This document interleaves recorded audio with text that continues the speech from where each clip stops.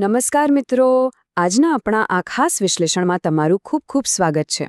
આજે આપણે એક એવા ટોપિક પર વાત કરવાના છીએ જેના વિશે મોટાભાગે લોકો જાહેરમાં વાત કરતા ખચકાય છે, પણ ખરેખર તે અસંખ્ય પરિવારોને અસર કરે છે.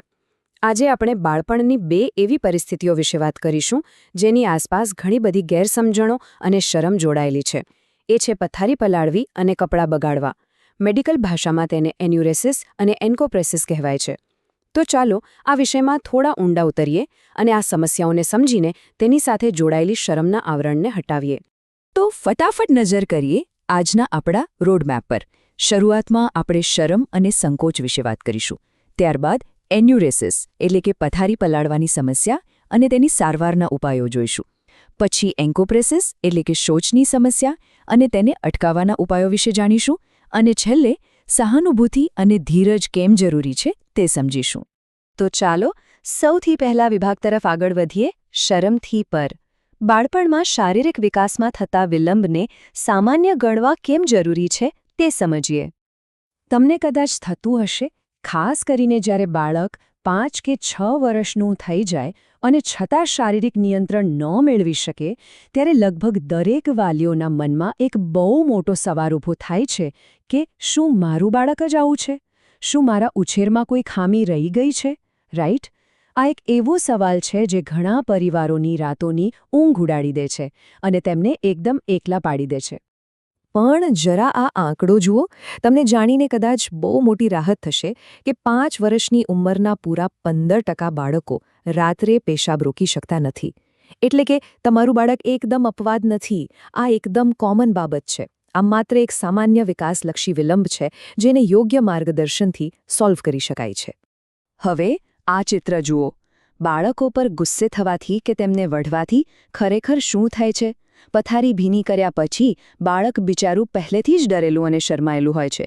એમાં જો વાલીઓનો ઠપકો પડે તો બાળકના સેલ્ફ કોન્ફિડન્સના તો બુક્કા જ બોળી જાય છે. આનાથી ફાયદો થવાને બદલે ઉલટું નુકસાન થાય છે અને સમસ્યા વધારે જટિલ બને છે. એટલે જ આ એક ગોલ્ડન રૂલ હંમેશા યાદ રાખજો કે બાળકોને ટોકવા, ઠપકો આપવો, શરમાવવા અને સજા કરવા પર સખત મનાઈ છે. બિલકુલ નહીં.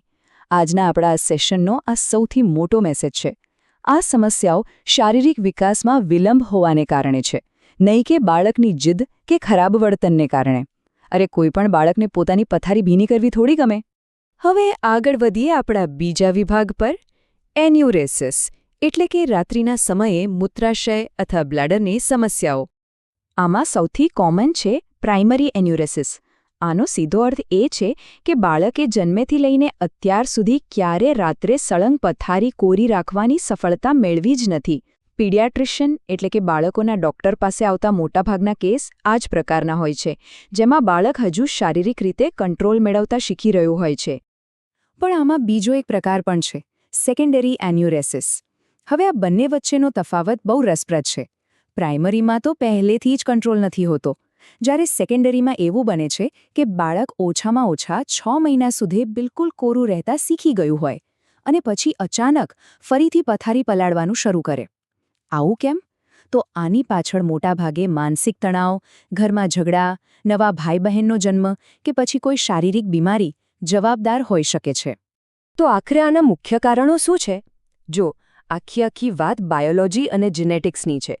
બાળક એટલી બધી ગાઢ ઊંઘમાં હોય છે કે બ્લેડર ભરાઈ જવાનું સિગ્નલ મગજ સુધી પહોંચતું જ નથી. ઉપરાંત રાત્રે પેશાબ ઓછો બને એ માટે શરીર જે એન્ટી ડાયુરેટિક હોર્મોન બનાવે છે એનું પ્રમાણ કદાચ આ બાળકોમાં ઓછું હોઈ શકે.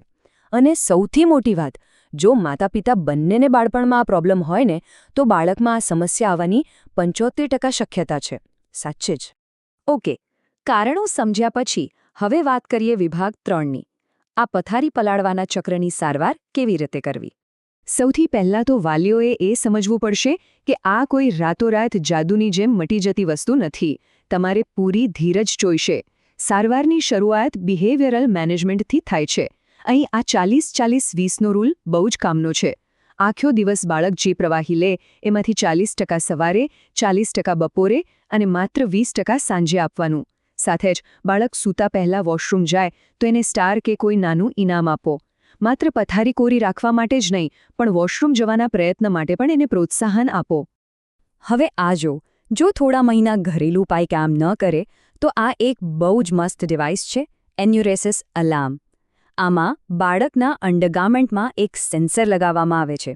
પેશાબનું એક નાનું અમથું ટીપું પડે કે તરત જ જોરથી અવાજ આવે અને ગાઢ ઊંઘમાં સૂતેલું બાળક જાગી જાય. આનાથી ધીમે ધીમે બાળકના મગજને એવી આદત પડી જાય છે કે જ્યારે પણ બ્લેડર ભરાય ત્યારે તે જાતે જ જાગતા શીખી જાય છે. અમુક કિસ્સાઓમાં કદાચ દવાઓની પણ જરૂર પડી શકે, જેમ કે ડેસ્મોપ્રેસન નામની દવા, જે બિલકુલ સુરક્ષિત છે અને તે રાત્રે પેશાબ બનવાની પ્રક્રિયા ધીમી પાડે છે. જો બાળકનું બ્લેડર અતિ સક્રિય હોય તો તેને શાંત પાડવા ઓક્સિબ્યુટેનિનનો ઉપયોગ થઈ શકે. પણ હા, આ બધું માત્ર ને માત્ર ડૉક્ટરની સલાહ મુજબ જ કરવાનું છે, એ ભૂલતા નહીં. ચાલો હવે યુરિનરી સિસ્ટમથી આગળ વધીને આપણા ગેસ્ટ્રોઇન્ટેસ્ટાઇનલ એટલે કે પાચનતંત્ર તરફ આવીએ. વિભાગ 4 એન્કોપ્રેસિસ અને કબજિયાત સાથેનું કનેક્શન. એન્કોપ્રેસિસ એટલે શું? સરળ શબ્દોમાં કહીએ તો કપડામાં કે કોઈ ખોટી જગ્યાએ વારંવાર શૌચ થઈ જવું. આ ક્લિનિકલ વ્યાખ્યા સાંભળવામાં કદાચ સામાન્ય લાગે, પણ ખરેખર આ બહુ પીડાદાયક સ્થિતિ છે. ખાસ કરીને 4 વર્ષ કે તેથી મોટા બાળકોમાં આના લીધે ભયંકર લઘુતા ગ્રંથિ આવી જાય છે. બીજા બાળકો પણ એમનાથી દૂર ભાગવા લાગે છે, જેનાથી બાળકનો આત્મવિશ્વાસ એકદમ તૂટી જાય છે. હવે આ ઇમેજ બહુ ધ્યાનથી જુઓ. મોટાભાગે વાલીઓ એવું વિચારે છે કે બાળક ઊભા શૌચ કરવા માટે જોર કરી રહ્યો છે, પણ હકીકત કંઈક અલગ જ છે. બાળક ખરેખર તો શૌચને અંદર રોકી રાખવાનો પ્રયાસ કરી રહ્યો હોય છે.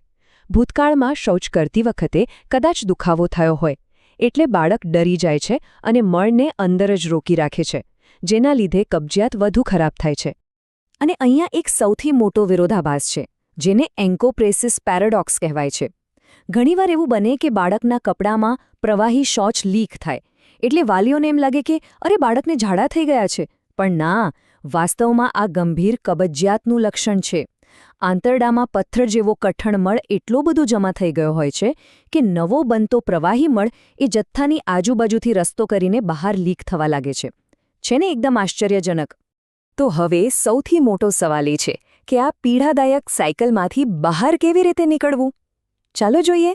વિભાગ 5 શૌચ થઈ જવાના ચક્રને તોડવું. આની સારવારના 4 બહુ જ અગત્યના સ્ટેપ્સ છે. પહેલું, ડિસઇમ્પેક્શન એટલે કે મેડિકલ હેલ્પથી એ જમા થયેલો જૂનો કઠણ મળ કાઢી નાખવો. બીજું, લેક્સેટિવ્સ એટલે કે રેચક દવાઓ આપવી, જેથી શૌચ રેગ્યુલર થાય અને સાથે યોગ્ય આદતો પાડવી. ત્રીજું, ડાયટમાં એવા ફેરફાર કરવા જેથી મળ હંમેશા નરમ રહે. અને ચોથું, ધીમે ધીમે એ દવાઓ ઓછી કરવી. આ આખી પ્રોસેસમાં મહિનાઓ લાગી શકે છે, એટલે ધીરજ રાખવી બહુ જ જરૂરી છે. ડાયટની વાત કરીએ તો ફાઇબરવાળો ખોરાક ખૂબ જ જરૂરી છે. બાળકને ફળો, શાકભાજી અને આખા અનાજ વધારે આપવા જોઈએ. પણ એક ખાસ વાત નોંધજો, વધુ પડતું દૂધ અને ડેરી પ્રોડક્ટ્સ બિલકુલ ના આપવા. કેમ? કારણ કે દૂધ આંતરડાની ગતિને ધીમી પાડે છે અને બાળકનું પેટ જલ્દી ભરી દે છે. પછી બાળક પેલો ફાઇબરવાળો બીજું ખોરાક ખાતું જ નથી. અને હા, પીઝા બર્ગર જેવા પ્રોસેસ્ડ ફૂડને તો તમારે બાય બાય કહેવું જ પડશે. તો આપણે બંને સમસ્યાઓ વિશે ડિટેલમાં જાણ્યું. હવે આપણે પહોંચ્યા છીએ આપણા અંતિમ વિભાગ તરફ. વિભાગ 6 સહાનુભૂતિ, ધીરજ અને પ્રગતિ. આપણી આજની આખી ચર્ચાનો નિચોડ તમે આ ટેબલમાં જોઈ શકો છો, જેને તમે એક અલ્ટિમેટ ચીટ શીટ ગણી શકો. ટૂંકમાં સમજીએ તો એન્યુરેસિસ એ મૂત્ર પ્રણાલીની સમસ્યા છે જે મૂત્રાશયના ધીમા વિકાસને કારણે 5 વર્ષની ઉંમર પછી દેખાય છે. જ્યારે બીજી તરફ એન્કોપ્રેસિસ એ ગંભીર કબજિયાતને કારણે પાચનતંત્રની સમસ્યા છે જે 4 વર્ષની ઉંમર પછી જોવા મળે છે. તો છેલ્લે જતાં એક બહુ જ અગત્યનો સવાલ, જેના પર આપણે સૌએ વિચારવાની જરૂર છે. જો બાળકની શારીરિક રચના કુદરતી રીતે હજુ તૈયાર જ નથી, તો પછી આપણે શા માટે તેમના વિકાસના તબક્કાઓને કોઈ પ્રોજેક્ટની કડક ડેડલાઇન હોય એમ જોઈએ છીએ? બાળપણ કોઈ રેસ નથી દોસ્તો. ચાલો, અપેક્ષાઓના બોજ હેઠળ બાળકોને દબાવવાને બદલે તેમને પૂરો પ્રેમ અને સહાનુભૂતિથી સપોર્ટ આપીએ. મને આશા છે કે આજના આ વિશ્લેષણથી તમને ચોક્કસ એક નવી દિશા મળી હશે. તો જોતા રહો અને કંઈક નવું શીખતા રહો. આવજો.